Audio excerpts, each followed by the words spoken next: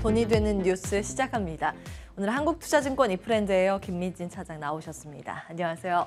안녕하세요. 네, 시장 참 어수선합니다. 사실은 볼만한 기사가 최근 많지는 않은데 네. 아마 많은 분들 궁금해하시는 건 거시적인 환경. 혹시 경기 침체 위기감이 이 위험 자산을 끌어내리는 것 아닌가 하는 부분일 것 같아서 첫 번째는 이걸 준비해봤습니다. 미국의 모기지 업체 지금 줄 도산을 시작했다 뭐 이런 내용인데요. 사실 2008년 금융위기 촉발을 했었던 부분이 여기서부터 시스템 리스크가 나타났기 때문에 여기에 좀 예의주시하는 편입니다. 다음 보겠습니다. 사실 그때와 지금과는 아주 상황이 같지는 않은데 그때 뭐 자라보고 놀란 가슴 소뚜껑 보고 놀란다 이런 개념도 있을 겁니다.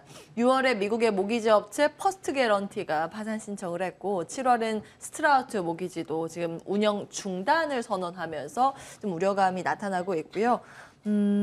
사실은 금리에 대한 부담도 있죠. 올해 미국의 금리 2.25%포인트 인상 후에 30년 만기 미국의 모기지 금리가 5% 이상 급등을 한 부분도 눈에 띕니다. 요거는 어떻게 좀 해석하고 계세요? 네, 우선 뭐 첫 번째로 과연 이것이 이제 시스템 리스크로 갈 것이냐, 그렇지는 않을 가능성이 높다라고 생각을 합니다. 왜냐하면 이제 08년 금융위기 이후에 전반적으로 대형사들 같은 경우는 모기지를 포함한 여러 가지 이제 파생상품 쪽에 대한 강력한 규제 이러한 부분들에 따라서 당시에 있었던 여러 가지 뭐 CDO 관련된 이슈들 그리고 그에 따른 파생상품과 관련된 여러 가지 이제 이슈들 이러한 부분들이 다양한 기업들 그리고 뭐 큰 금융사들에 대한 도산으로 이어지지는 않을 가능성이 높다라고 판단을 하고 있습니다. 아무래도 이제 이 국가의 지원을 받지 못하는 중소형 모기지 업체들 같은 경우는 최근 금리 급등에 따라 여러 가지 이제 연체에 대한 우려라든지 아니면은 자본에 대한 수혈이라든지 이러한 부분들이 불가능해지고 있는 상황이기 때문에 관련 업체들에 대한 전반적인 리스크 요인 자체는 확대되고 있는 상황이지만은 금융 시스템적인 리스크에 대한 부담감은 그렇게 크지 않다라고 판단을 하고 있고요. 다만 이것으로 좀 저희가 판단할 수 있는 요소는 결국 이제 미국의 전반적인 부동산 시장 자체가 어느 정도 고점을 찍고 계속적으로 내려오는 상황이다라는 점을 확인할 수 있을 것 같고요. 아무래도 이제 미국 같은 경우는 또 모기지가 굉장히 주택 경기와 중요한 연관성을 보유하고 있기 때문에 이러한 부분들에 따른 미국 쪽에 대한 부동산 악화 이러한 부분들이 이어질 수 있지 않을까라는 우려감을 좀 가져갈 수 있는 내용일 것 같습니다. 예. 그러니까 이 이슈가 확대되는지는 계속 따져볼 만한 내용이라는 말씀이실까요? 우선 이제 중소형 기업들에 대한 도산 가능성은 있지만은 말씀드렸듯이 이제 큰 기업으로의 도산 가능성은 높지 않다라고 생각을 하고 다만 이제 이걸로 저희가 유추할 수 있는 부분은 미국의 부동산 경기에 대한 하락 이러한 부분들이 만들어낸 경기에 대한 우려감 경기의 우려 확대감이고요. 만약에 이제 지금 시장에서 우리나라 시장에서 특히 가장 좀 부담스러운 요소 중에 하나가 달러화 강세 관련된 이슈죠. 그런데 이제 미국이 이러한 부분들에 따른 전반적인 성장에 대한 우려감들이 좀 확대되게 된다라고 한다면은 달러화 강세를 좀 제약하는 요인으로 작용할 수 있지 않을까라는 희망 회로를 하나 돌려보겠지만은 사실 전반적으로 좋은 내용은 아니다라고 좀 표현을 해볼 수 있을 것 같습니다. 계속해서 이제 경기에 대해서 악재들을 보게 만드는 심리가 있습니다. 시장이 하락할 때는 더 악재를 너무 믿지는 말아야 되는데 그런 것들이 더 이제 퍼즐을 맞춰주고 있는 현재 구간입니다. 이제 불안 요인으로 체크를 해보도록 하고요. 그럼 중립 이슈로 넘어가겠습니다. 그럼 시장에 대한 우리나라 판단은 어떻게 하고 계세요? 지금 우리나라 같은 경우는 뭐 말씀드렸듯이 이러한 달러화 강세 흐름이라고 한다면은 사실은 기대할 수 있는 요소가 많지는 않겠죠. 거기에 더해서 이제 유럽의 물가라든지 여러 가지 요인들로 봤을 때 현재로서는 경기에 대한 우려감들이 재확대되는 요인으로 좀 작용을 하고 있습니다. 근데 이제 그러한 요인이 없었던 것은 아니었죠. 그나마 이제 경기 때문에 금리가 내려갈 것이다라는 기대감 때문에 주가가 올라왔다라고 한다면은 이번 의사록 공개 이후에 물가가 좀 떨어지더라도 혹은 이제 그러더라도 고금리를 이어나가겠다 이런 얘기를 하고 있기 때문에 우리나라 시장 같은 경우도 사실 현재로서는 좀 긍정적인 판단을 내리기가 어려운 구간이다라고 평가를 드릴 수 있을 것 같습니다. 시장 보수적인 시각을 유지해야 되는 구간 알겠습니다. 적극적으로 뭐 들어가기는 어려운 장세라고 보셨습니다. 다음 기사 열고 추가적인 이야기 나눠보도록 하겠습니다. 자, 다음 기사는 미국의 최대 연기금은 리비아, 리오토 등의 전기차주 대거 매수를 한다는 소식입니다. 다음 보겠습니다. 리밸런싱에 들어간 건가 추측도 좀 되는데요. 왜냐하면 테슬라 보유 지분은 소폭 줄어들었거든요. 근데 많이 빠져있는 이런 전기차 다른 기업들 지금 사들이고 있는 상황이고 줌 등의 온라인 서비스 관련 기업들, 우리나라 연관되게 딱 떠오르는 건 네이버, 카카오인데 이런 관련 기업들은 지금 매도에 나서고 있다라는 점입니다. 투자 힌트 한번 체크해 볼까요? 네, 사실은 이제 미국의 최대 공적 자금 운용 업체죠. 캘퍼스라고도 부르는 이 텍사스 연금 쪽인데요.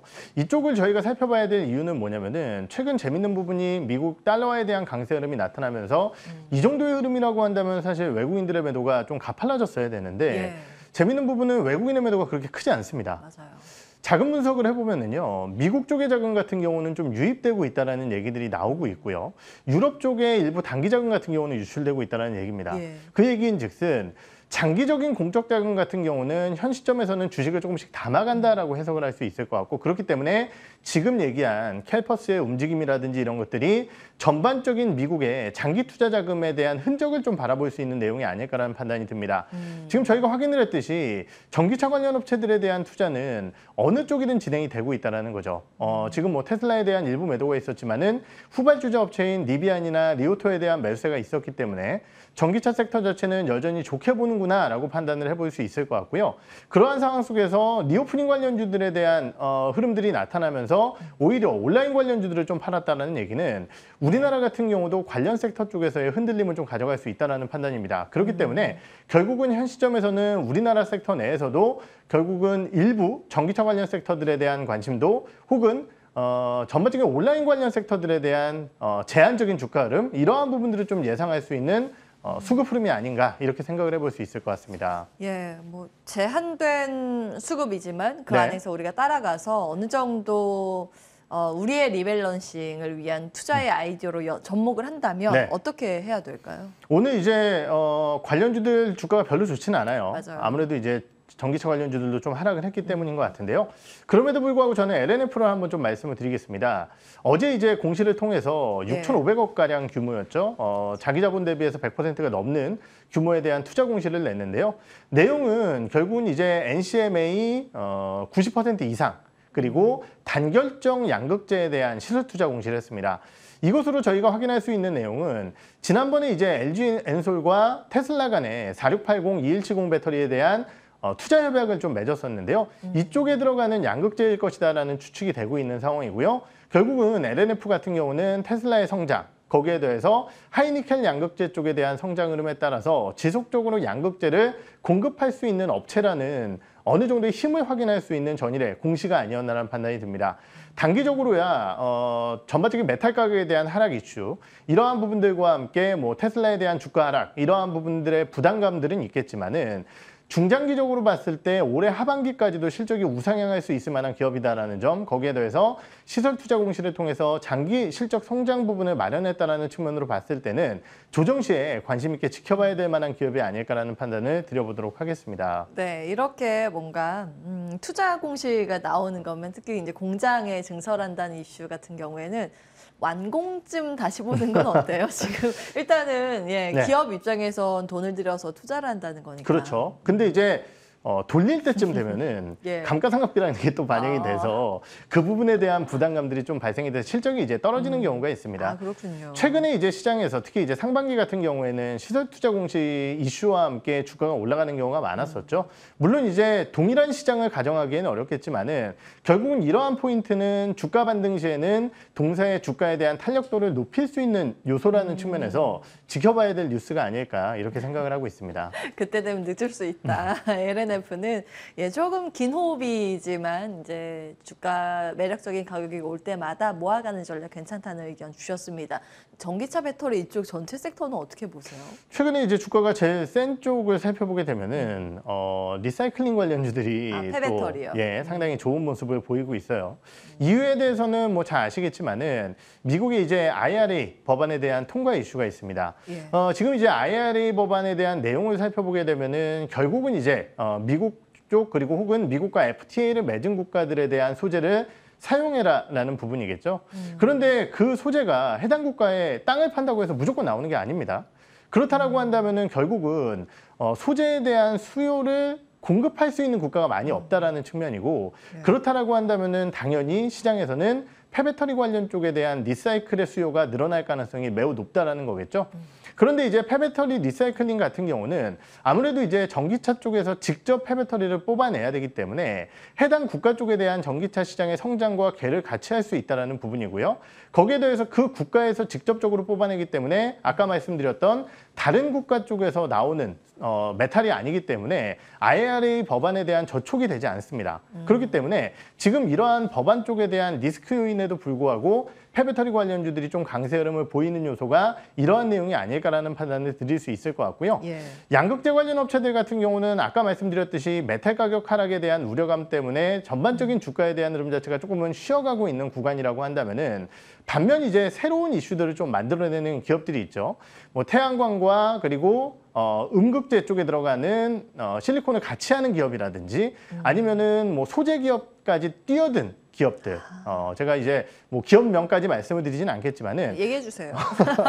나노 신소재라는 기업이 나노 이제 신소재. 아까 말씀드렸던 그러한 이제 태양광 쪽, 원래 이제 이 회사 같은 경우는 태양광 쪽의 사업 비중이 높았었던 기업이죠.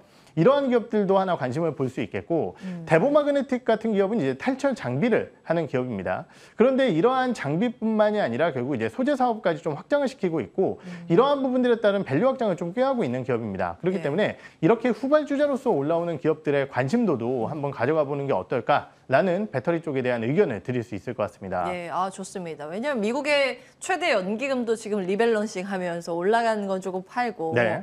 예, 많이 각광을 못 받고 이제 올라갈 기업을 찾고 있는 움직임이 포착되니까 또 네. 추가적으로 종목까지 알려달라고 말씀을 드렸는데, 기존 소재단보다 이제 주목을 덜 받았고 앞으로 올라갈 기업 찾기에 조금 더 주목을 해야 된다라는 부분, 전기차 관련주의 체크 포인트로 주셨습니다. 살짝 이제 언급해 주신 종목인데, 나노신 소재와 대보 마그네틱 기억해 보겠습니다. 자, 다음 기사 보겠습니다. 세 번째 기사인데요. 대형 증권사들이 내년 상반기 가상자산 거래소 설립 예정입니다. 우리 회사 주변이네요. 다음 보겠습니다. 국내 증권사들이 이제 내년부터 운영에 착수한다라는 소식이고요. 뭐 논리는 간단할 것 같아요. 코인 시장 사실은 거래 대금이 막대한 자금이기 네. 때문에 소위 이제 돈을 많이 남기는 회사들이 많습니다. 거래소가. 그래서 계속 이제 사업 진출을 꾀하고 있는 상황인데요. 이 현상을 어떻게 평가하고 계십니까? 우선 이제 규제 완화에 대한 이슈들이 나오면서 증권사에서 이제 ATS를 통해서 여러 가지 이제 자산들에 대한 거래를 좀 할 수 있게 만들어준다. 지금 같은 경우 이제 유가증권이라든지 DR 이런 이제 증서들만 지금 거래를 할 수 있게 해줬는데요. 결국 이제 뭐 지금 NFT라든지 이런 것들에 대한 거래도 맡길 수 있을 거다라는 기대감들이 좀 만들어지고 있는 상황이고요. 그렇다고 한다면은 방금 말씀 주셨듯이 결국은 이제 엄청난 거래 대금을 뽐내고 있는 시장 속에서 증권사들이 또 먹거리 찾기에 나서는 것은 당연한 수순이라고 판단을 해볼 수 있을 것 같습니다. 다만 이제 이러한 상황 속에서 과연 어떠한 기업이 우위를 보일지 이러한 부분들에 대한 내용은 조금 고민이 필요할 수 있지 않을까라는 판단을 드릴 수 있을 것 같습니다. 자, 그러면 우리는 네. 투자의 아이디어를 어떻게 연결을 할까요? 참 어려운 문제인데요. 저는 이제 뭐 7개 회사에 대한 내용을 다 찾아보지는 않았습니다. 과연 예. 어떤 회사가 잘할지, 어떤 회사가 먼저 나갈지는 잘 모르겠지만은 저는 이러한 일들이 좀 벌어지게 된다라고 한다면 키움증권을 보는 게 맞다라고 생각을 해요. 예. 왜냐면은 지금 이제 우리가 흔히 얘기하는 가상자산에 대한 거래는 개인들이 집중을 하고 있는 거래 자산입니다. 그런데 증권, 특히 이제 뭐 MTS라든지 HTS 이러한 시스템을 통해서 거래되는 개인들에 대한 전반적인 MS가 가장 높은 기업이 어디냐라고 한다면은요. 국내 쪽 30%가량, 해외 쪽 35%가량을 점유하고 있는 것이 키움증권입니다. 그렇다고 한다면은 결국은 가상자산에 대한 시스템들이 활성화됐을 때에 과연 어떤 개인들이 많이 할 것이냐, 이러한 시스템을 이용할 가능성이 높다라는 거죠. 또 하나 생각해 볼 수 있는 부분은 키움증권뿐만이 아니라 우리가 이제 후발주자로 나온 이제 여러 플랫폼 관련 기업들, 예. 이런 기업들 같은 경우는 또 시스템이 굉장히 편해져 있는 상황이기 때문에 이런 기업들까지 좀 종합적으로 고려해 봤을 때 어떤 증권사가 앞서 나간다라고 장담을 할 수는 없겠지만은 개인들의 사랑을 받는 증권사들이 조금 더 유리한 고지를 점치지 않을까 이런 판단을 해볼 수 있을 것 같습니다. 좋습니다. 이제 기사를 통해서 투자의 아이디어를 연결해 봤는데요. 그 마지막으로 이렇게 네. 단도직입적으로 질문 드리고 싶습니다. 네. 나 같으면 키움증권 산다 안 산다? 아, 지금요? 네, 저는 안 살 것 같습니다. 기다렸다 산다 안 산다? 그렇죠. 시장이 안 좋은, 그리고 저는 이 뉴스 때문에 예. 주식을 사지는 않을 것 같아요. 아, 그래요. 예, 그걸 좀 질문 드리고 싶었습니다. 과연 투자의 매력도 측면에서 이제 가격을 조금 더 올릴 수 있을 만한 뉴스인가 아닌가가 질문, 네, 그 핵심이었는데 네. 정확히 대답을 해주셨습니다. 나 같으면 아직 이걸로는 사지는 않겠다. 예, 한국투자증권 이프렌드예요. 김민진 차장과 함께했습니다. 고맙습니다. 네.